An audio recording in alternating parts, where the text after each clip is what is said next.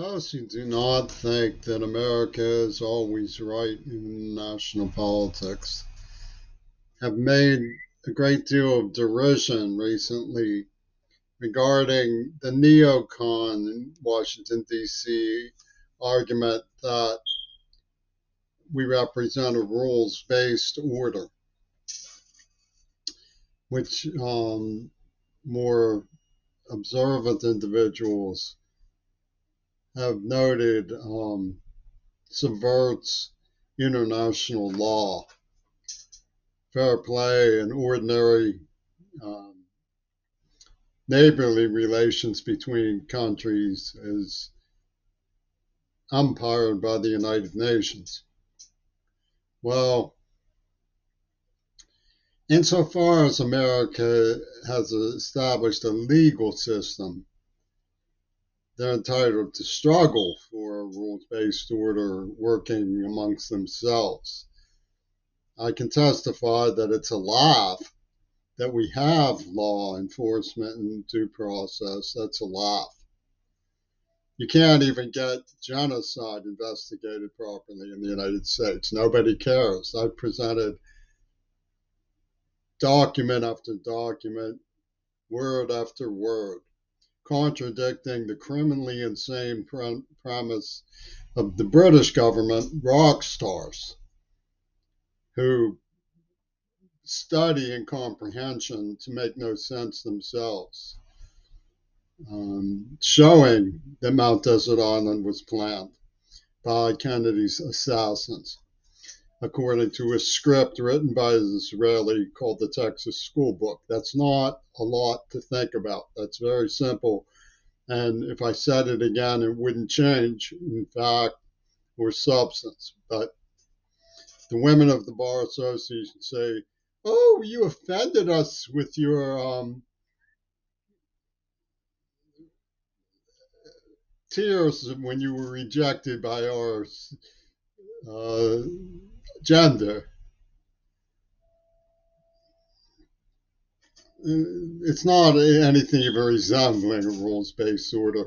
But the United States is entitled to try, sort of like I wouldn't laugh at, at an exhausted wheelchair patient struggling to finish a marathon in the Special Olympics.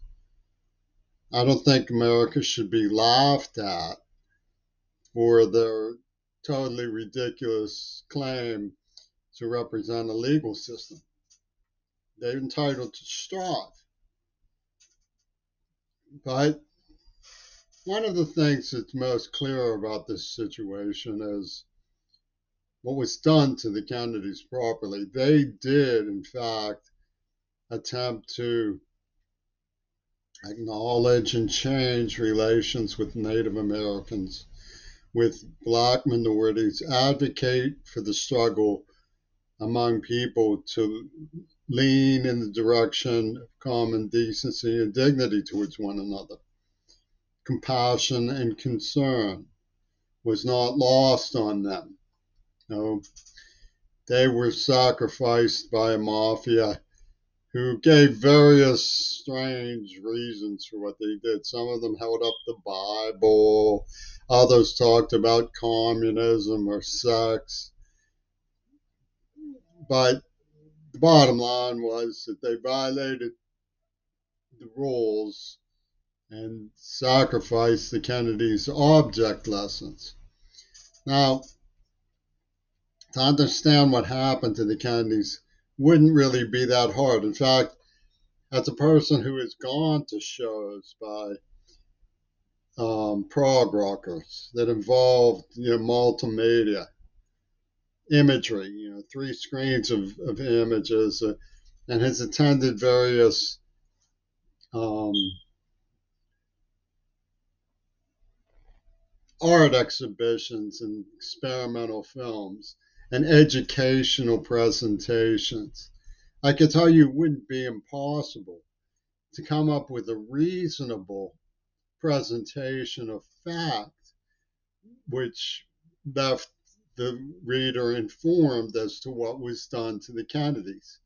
Unfortunately, it's very difficult to get media, educational authorities, political authorities, or peers. I mean, I live in a society of truly unworthy peers. It's so shocking to me that I'm writing a long poem called Unworthy Peers. But it wouldn't be that hard. It's hard to get the Kennedys themselves to cooperate with a project like that. But I'll tell you some of the things that it would look like, and so that if you really are interested, you can come away with a better understanding.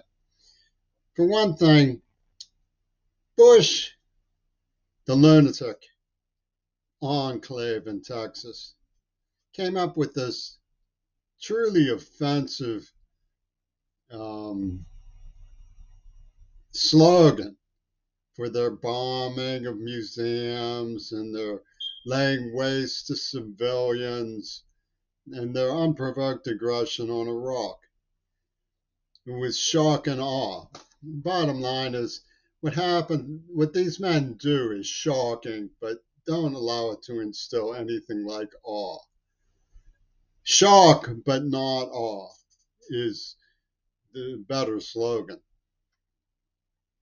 So, if you look at the Kennedy assassination properly, what do? You look first at the chain of evidence. It's perfectly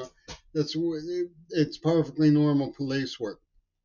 If there's a gun lying on the ground, you ask, where did that gun come from? Who does that gun belong to? So when we get the rifle in the window, before all this stuff about how they manhandle it, move things around, how it was laid out in a pattern, that it couldn't have just been random, that the rifle wasn't the one that was used or anything else. Let's go through the process of asking, what is this rifle? Who does it belong to? Where did it come from? The chain of evidence. And of course, Pittsburgh does like this here and that there, and the Kennedy researchers do like this here and that there. Get over it. It's ordinary police work. What is this rifle and where did it come from?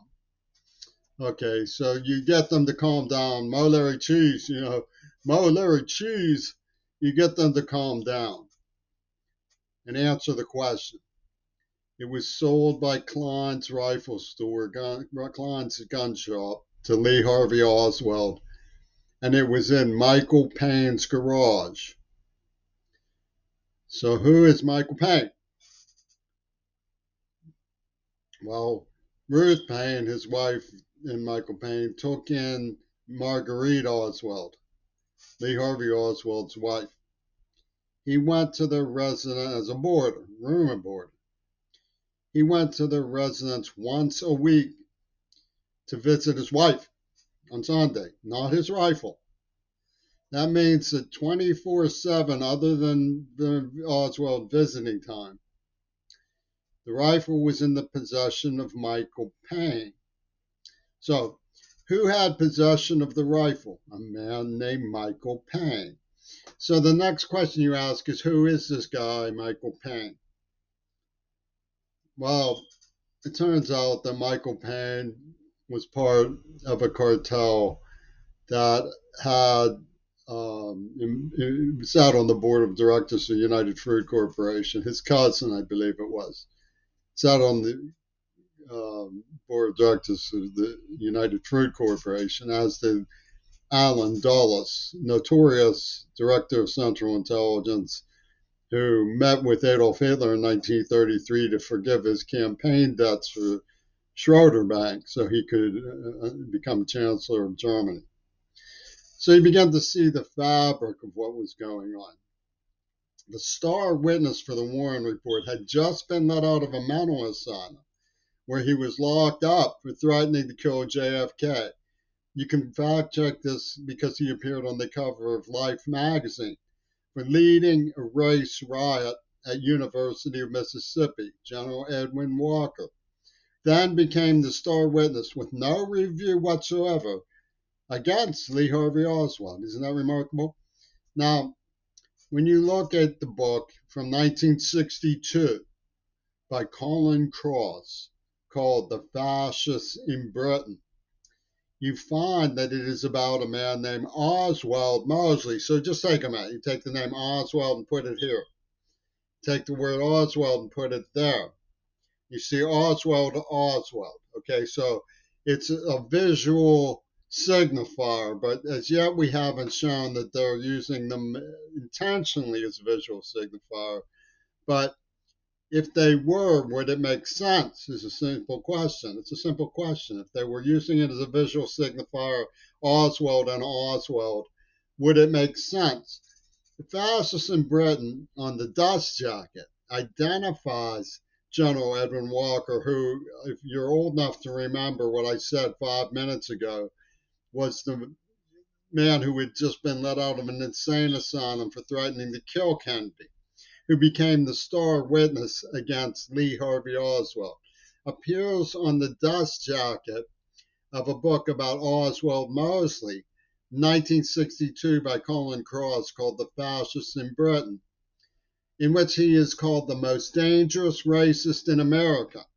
So the most dangerous racist in America gets arrested for threatening to kill JFK for sending in federal troops to escort James Meredith to class at the University of Mississippi, where he was leading a race riot to protest a black man being admitted to what they called Old Miss.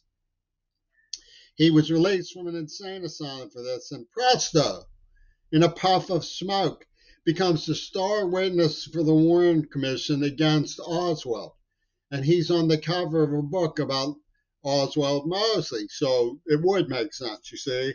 So don't say it wouldn't make sense. So the board of directors of the United Fruit Corporation is not the only little knickknack in the circumstance surrounding Michael Payne's possession of the rifle and Alan Dulles' forgiveness of Hitler's campaign debts in 1933 connected to Adolf Hitler. John McCloy, who was also on the Warren Commission as Alan Dulles was, sat in Adolf Hitler's personal booth at the Munich Olympics.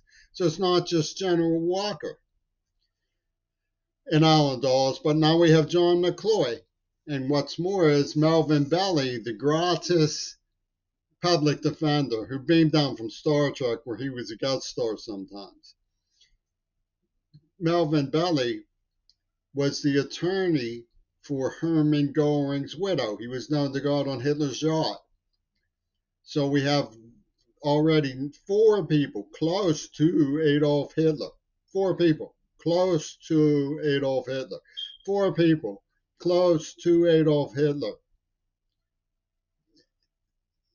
See, Oswald, Alan Dulles, John McCloy, Melvin Belli. See, Hermann Goring was Adolf Hitler's number 2 man, and Melvin Belli represented his widow. He was the highest ranking Nazi to get it at Nuremberg. And they beamed down from Star Trek and JFK, poof, goodbye. And it's all, I mean, when you look at the actual research of who did it, you see George Takei was in the Green Berets with John Wayne. There's a picture of John Wayne with Lee Harvey Oswald. We can get into that. I've proven that Ronald Reagan was in on it. And of course, you're not supposed to talk about the Oswald connection because what was the Clint connection? There was a Charles Bronson making movies in Dealey Plaza that day. Charles Bronson. Remember the mechanic? Same name. Clint, Oswald, Charles Bronson. You don't go that road. No. Yes, you do. This is the United States of America, and we owe John Kennedy a fair investigation. And you can't get anybody to cooperate. They won't even release files that by law they're required to release. So yeah, hocus pocus, rules based, they say.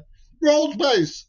We pass a law. All Kennedy archives must be released by 2017. We hereby so rubber stamp with our rules-based order, and then refuse to do it. Time flies by. People who are interested party with the motion to remember die. And Joe Biden, the Trumpy tunes sit pretty. Nobody says Clint, Clint on, Clint off. I'll tell you what they did to me. Okay? The Israelis kidnapped and tortured me. They dragged me through glass was the nicest thing that they did to me. They gassed me. They gave me a nerve agent. Look at my face. I have Parkinson's, for God's sakes, now. From their evil, violent, unprovoked, blindside attacks on me when I was 12 years old. I spent my life deaf. And they murdered my father and signified the whole thing, graffitied his obituary with Donahu, like Netanyahu. And they claimed that it was because I had something to do. Roger Waters came down from ABC Media and said, "Twinkle, twinkle, little toes, syphilitic always knows that you did it with your wiggly nose." Did what? Oh, could have saved John Lennon. What a heap of pope. No, nothing to do with reality. And the evidence shows that he was in on it. That's the key to their blackout.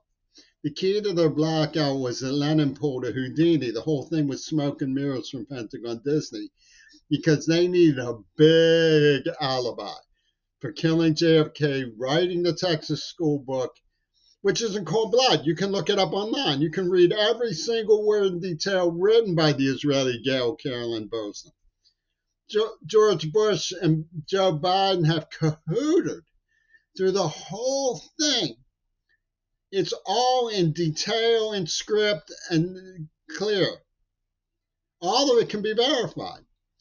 They let the Israeli write a book, and they used images of the Israeli on Roger Waters' records and so forth, his little inside circle, and dared you to name the game because they had a big alibi.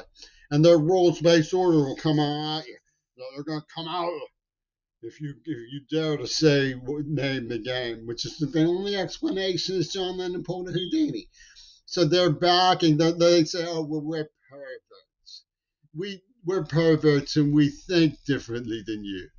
We represent an uprising from imperial correction authority. We're moguls of the Bible." And they say this stuff virtually in cold blood for all to hear, that Paul McCartney is an advocate for Gail Carolyn Boson, that Yoko Ono is an advocate. Penis Gabriel put out a record about castrating a rapist and then came after me, who had been tortured, and said that my congestive memories of being kidnapped and tortured as a child were evidence of date rape because he could make me blink. And he had me chemically castrated. They came after the deaf girl who taught me sign language, which is the reason why I'm alive and in honors, because I was able to go back to school, and raped her. A deaf girl with epilepsy raped her. And they said that they were corrections punishers and they're protecting the Israelis, and they're not going to let us look at the last bit of evidence that they have kept confiscated for national security reasons and the rules-based order.